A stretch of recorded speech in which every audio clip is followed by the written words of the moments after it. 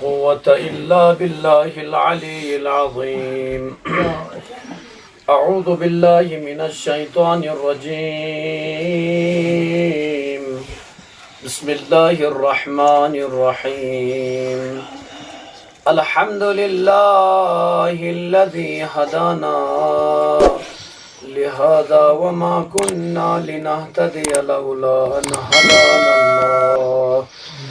لقد جاءت رسل ربنا بالحق والصلاة والسلام على سيدي أصل ما في الوجود سر الله في كل موجود نقطة دائرة في الوجود صاحب لواء الحمد والمقام المحمود الخاتم لما سبق والفاتح لمن غلق المعلم الحق بالحق أبي القاسم محمد مصطفى محمد اللهم صل على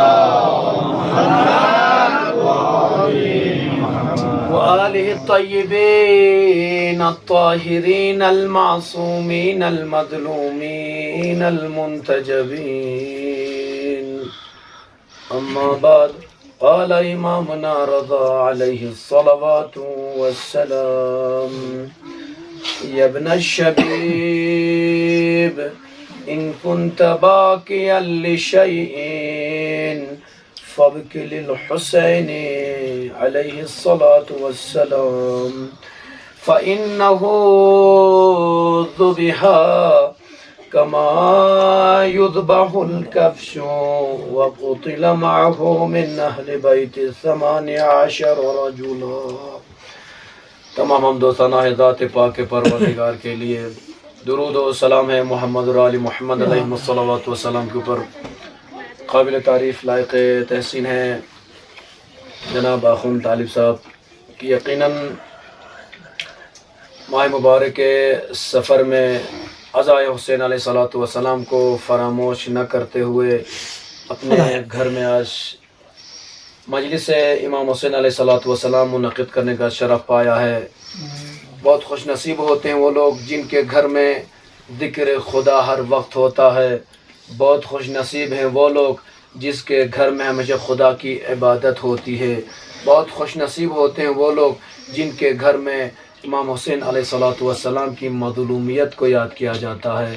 بہت خوش نصیب ہوتے ہیں وہ لوگ جن کے گھروں میں ذکر اہل بیت علیہ الصلوۃ والسلام کی صدا بلند ہوتی ہے. یقیناً قابل تعریف اور لائق تحسین ہے. عزیزان ایمانی، وقت اتنا زیادہ کافی نہیں ہے کہ میں مجلس کو طول دے سکوں، لہٰذا یقیناً چند ایک دو احادیث بیان کر کے آپ کی زحمت تمام کرنا چاہوں گا. آپ نہ گھبرائے کہ مثلا تھکے ہوئے لوگ مولانا 1 گھنٹہ کھینچ گئے تو پتہ چل رات نکل گئی پہ.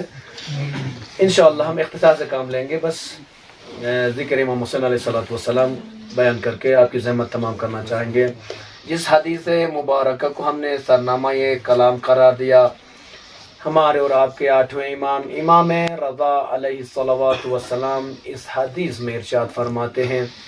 ریان ابن شبیب کہتے ہیں کہ میں محرم کے ایام میں امام رضا علیہ الصلوۃ والسلام کی خدمت میں پہنچا ہوا تھا. پھر جب محرم کی بات آ گئی، محرم کے ذکر کی بات آ گئی، تو امام رضا علیہ الصلوۃ والسلام نے ہم سے کہا: یا ابن الشبیب، اے ابن شبیب، اے شبیب کے بیٹے، اے شبیب کے بیٹے، ان کنت باکیا لشیء، اگر تم کسی چیز کے لیے گریہ کرنا چاہتے ہو، اے شبیب کے بیٹے اگر تم کسی چیز کے لیے رونا چاہتے ہو، فابکی للحسین بن علی بن ابی طالب علیہ الصلوۃ والسلام، اگر رونا چاہتے ہو نا شبیب کے بیٹے تو حسین کی مظلومیت کو یاد کر کے رونا. امام علیہ الصلوۃ والسلام نے ریزن بتایا کیوں امام کی مظلومیت کو یاد کر کے رونا ہے. امام فرماتے ہیں فَإِنَّهُ ذُبِحَ كَمَا يُذْبَحُ الْكَبْشُ، اس لیے کہ ہمارے جد حسین کو کربلا کے نینوا میں اس طریقے سے ذبح کیا گیا جس طریقے سے ایک بھیڑ کو ذبح کیا جاتا ہے.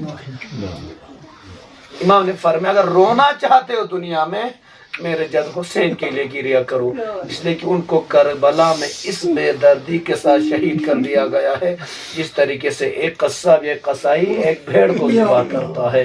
اس کے بعد امام علیہ السلام آگے بتاتے فرماتے ہیں یہی نہیں کہ صرف حسین کو ذبح کیا گیا بلکہ حسین کے ساتھ حسین کے بنی ہاشم کے 18 جوانوں کو بھی شہید کر دیا گیا اسی طریقے سے۔ عزاداران مظلوم کربلا ایک مصیبت کا ایام ہے، اس لیے میں نے پہلے کہ خوش نصیب ہوتے ہیں وہ لوگ جو اپنے گھروں میں حسین کی منیز پاپا کرتے ہیں۔ یاد رکھیے کہ امام حسین علیہ السلام کی مجلس کی اتنی فضیلت ہے، اتنے مناقب ہے، پہلے میں نے کہا کہ شاید طول نہیں دے سکتا اس لیے بیان کبھی انشاءاللہ پھر کبھی بیان کریں گے، لیکن آپ یوں سمجھ لیجئے امام حسین علیہ السلام کی فضیلت بتائی گئی ہے قصیدہ خانوں کے لیے، مرثیہ خانوں کے لیے، نوحہ خانوں کے لیے، ذاکرین حسین کے لیے یقیناً دعا کرتے لوگ کہ خدا ہے مجھے کسی طریقے سے ذاکر حسین میں شمار کرنا، دعا کرتے ہیں۔ کسی لیے عزیزان گرامی لوگ آج آپ دیکھتے ہیں کربلا معلیٰ میں کروڑوں کا مجمع پہنچا، کس لیے؟ اس لیے کہ زائرین حسین میں شامل ہونا چاہتے ہیں۔ عزاداران مظلوم کربلا یقیناً آپ کبھی غور کریے، جب تنہائی میں فکر کیجئے جو زائرین امام حسین علیہ السلام اور عزاداران امام حسین علیہ السلام کی جو فضیلت بتائی گئی ہے وہ دیگر چیزوں میں فضیلت نہیں ملتی ہے آپ کو۔ اسی لیے کہا گیا کہ امام حسین علیہ السلام کی کوئی زیارت کے لیے جاتا ہے یقیناً اس کے ہر قدم پر ایک گناہ محو ہوتا ہے اور ہر قدم پر ایک حسنہ لکھ دیا جاتا ہے۔ دوسری روایت کے جملے ہیں کہ اگر کوئی امام حسین علیہ السلام کی زیارت کے لیے جاتا ہے تو اس کے لیے خداوند عالمین ایک حج اور ایک عمر کا ثواب لکھ دیتا ہے۔ اتنی فضیلت امام حسین علیہ السلام کے لیے۔ عزاداران مظلوم کربلا کیوں حسین کے زائروں کے لیے اور حسین کے لیے اتنی فضیلت رکھی کہ حسین کی مجلس پڑھو، حسین کی زیارت کرو، اتنا ثواب کیوں عزیزان گرامی؟ اس لیے کہ حسین نے جو قربانی دی ہے وہ دین خدا کے لیے قربانی دی ہے۔ جناب یعقوب اور یوسف کا واقعہ آپ سنے ہوئے، میں شارٹ میں صرف اختصاراً چونکہ موضوع سے مرتبط اسی لیے بیان کرتا ہوا چلوں گا۔ جناب یعقوب علیہ السلام سے جب ملاقات ہے یوسف کو جب ڈھکیلا گیا کنویں میں، واپس آئے ہیں، بابا سے ملاقات ہو گئی۔ جناب یوسف علیہ السلام نے پوچھا، اپنے بیٹے سے پوچھا، ماں جائے اپنے پسندیدہ بیٹا ہے، چاہتا کرنے والا بیٹا ہے، پوچھا میرے لال یہ بتا تیرے بھائیوں نے جب تجھے مجھ سے جدا کر کے لے گیا تھا تو تمہارے ساتھ کیا سلوک کیا تمہارے بھائیوں نے؟ عزیزان گرامی کتابوں میں لکھا ہے کہ جناب یوسف سمجھتے تھے اگر میں اپنی مصیبت کو بابا کے سامنے بیان کر دوں گا، بابا بزرگ ہیں برداشت نہیں کر سکتے ہیں، کہا بابا مجھے معاف رکھیے میں بیان نہیں کر سکتا۔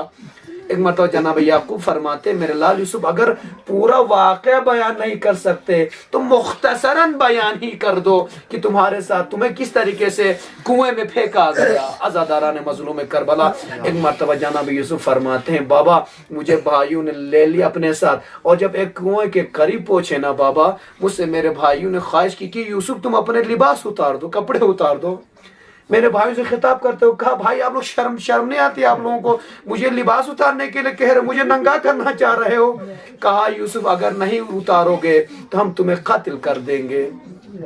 یوسف روتے ہوئے بتاتے ہیں بابا جیسے انہوں نے مجھے قتل کی دھمکی دی اور میں نے دیکھا بھائیوں نے اپنے جیب سے چاقو نکالنا شروع کر دیا اور جیسے چاقو میری طرف بڑھا دیا میں ڈر گیا، بابا میں نے لباس اتار دیا۔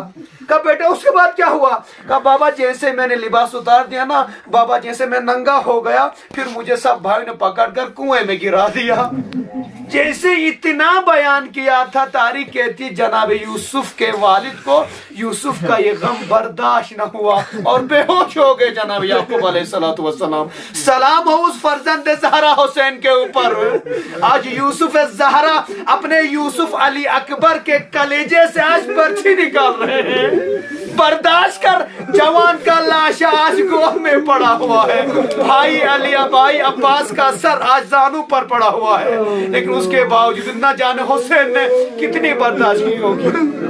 آیت اللہ بحر العلوم کا نام آخر روایت آپ کی زحمت تمام کر دی۔ آیت اللہ بحر العلوم کا نام بہت یقین تاریخ میں جب آپ پڑھیں کبھی انشاءاللہ مطالعہ کیجئے گا۔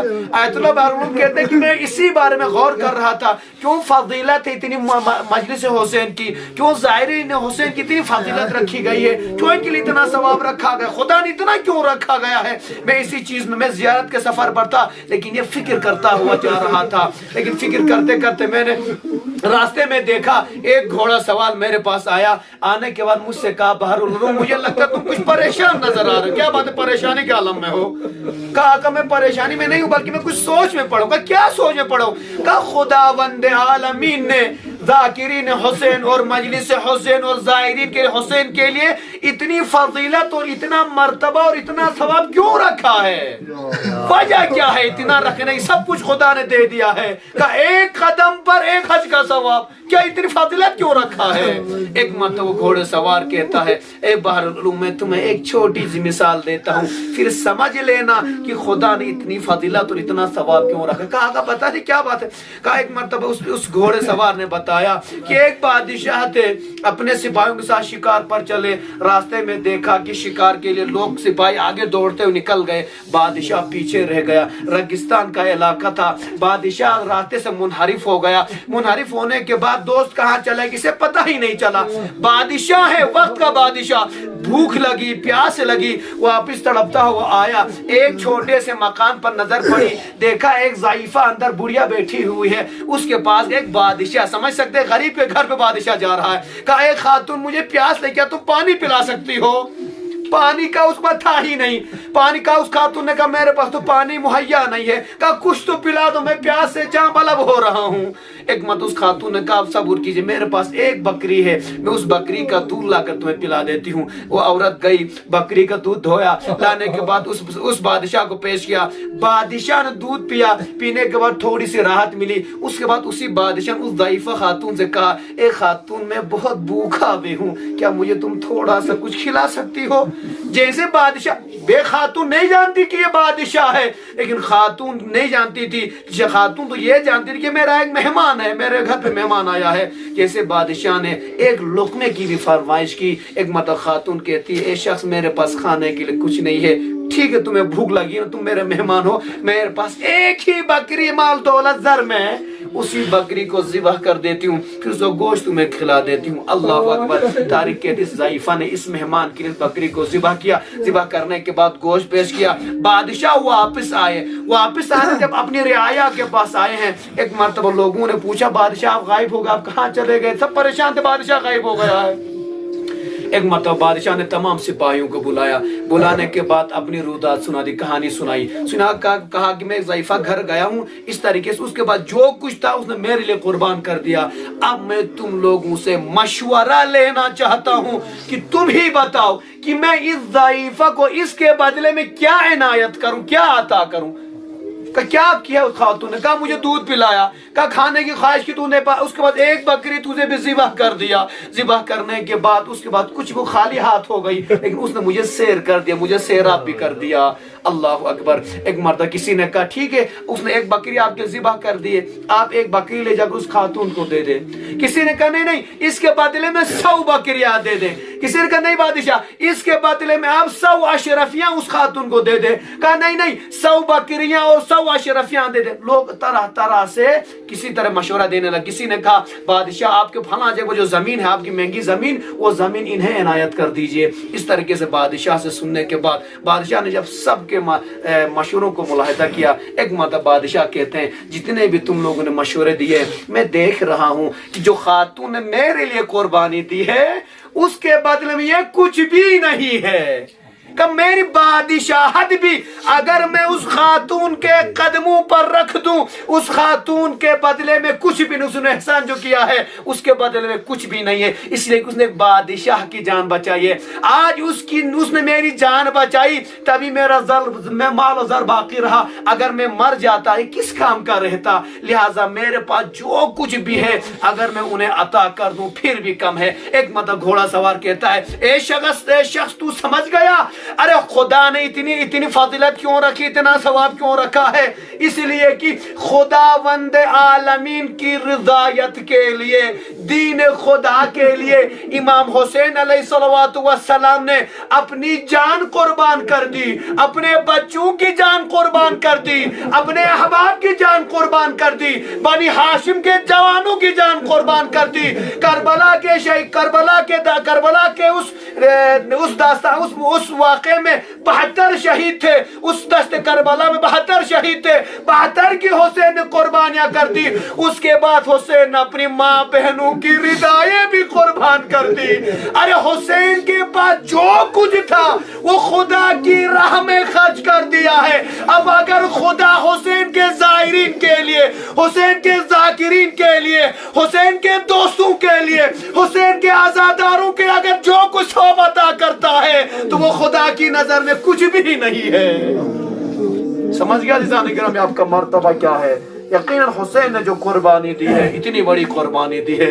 इसीलिए जनाब इमाम रज़ा अलैहिस्सलातु वस्सलाम ने फरमाया, इब्न शबीब इन कुंत बाक़ियन लिशैइन फ़अब्क़िल हुसैन अलैहिस्सलातु। ए शबीब, जब तुम्हें रोने का मन करे, जब दुनिया किसी मुसीबत के रोने पड़ो, तो याद रखना पहले हुसैन की मुसीबत को याद रखना।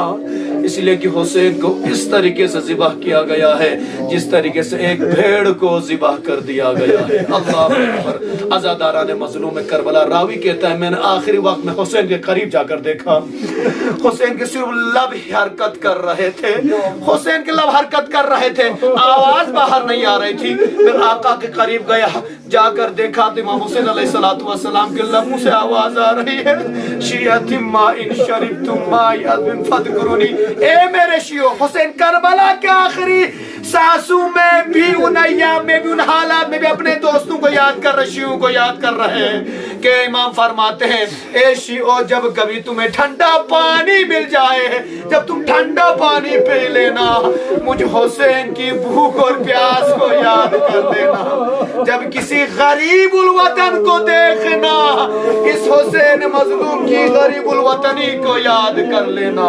अज़ादारान मजलूम करबला अब रोने के लिए आमादा हो गए, क्यों ना रोने के लिए आमादा हो। मुहर्रम आया, मुहर्रम गया, पता ही नहीं चला।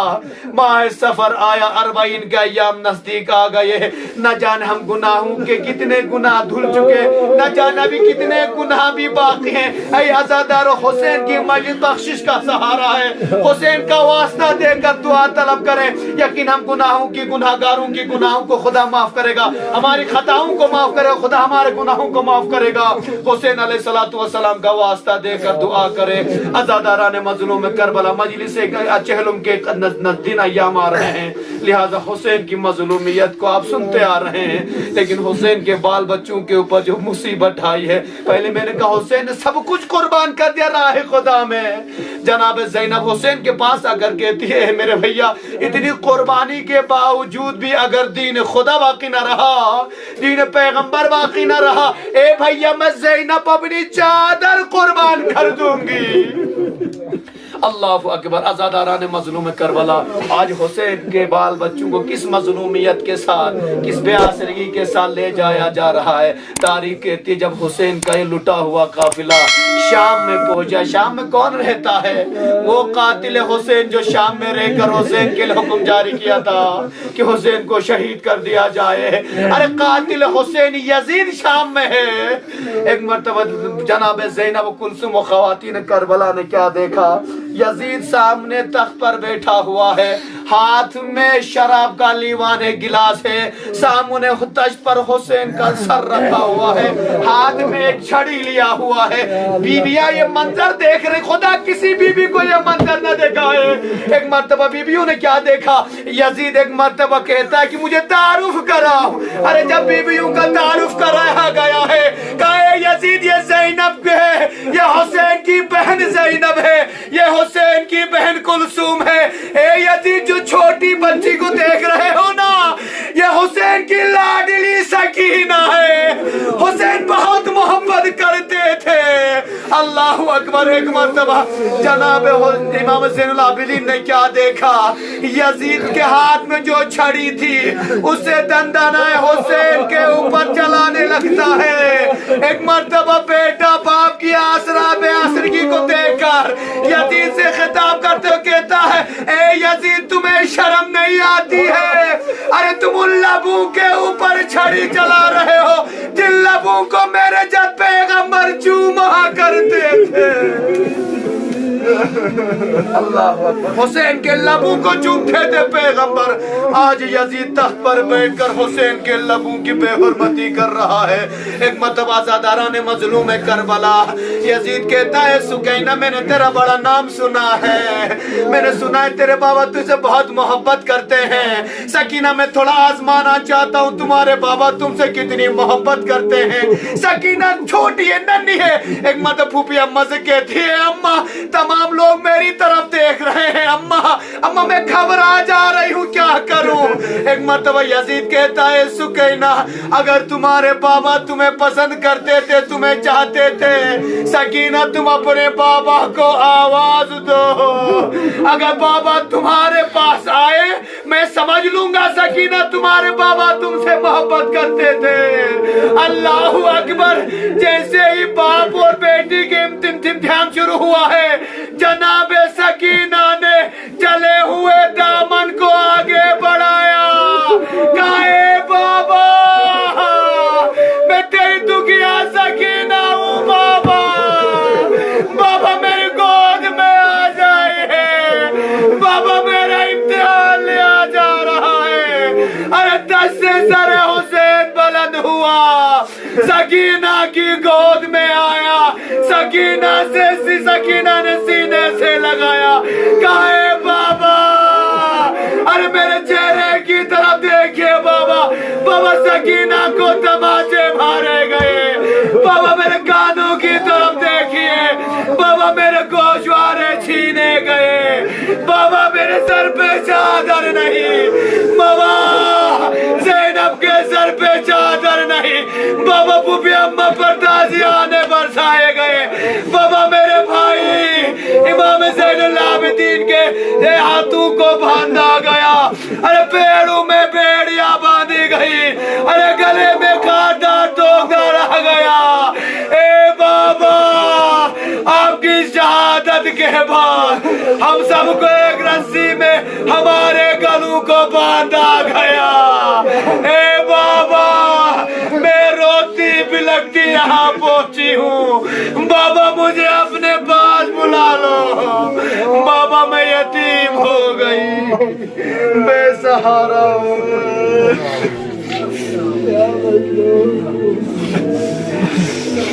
لعنت اللہ علی القوم الظالمین وسيعلم الذین ظلموا أي منقلب ينقلبون رضا بقضائه وتسليما لأمر مولاه. اللهم إني أسألك بحق محمد وأنت المحمود, بحق علي وأنت الأعلى, بحق فاطمة وأنت فاتح السماوات والأرض.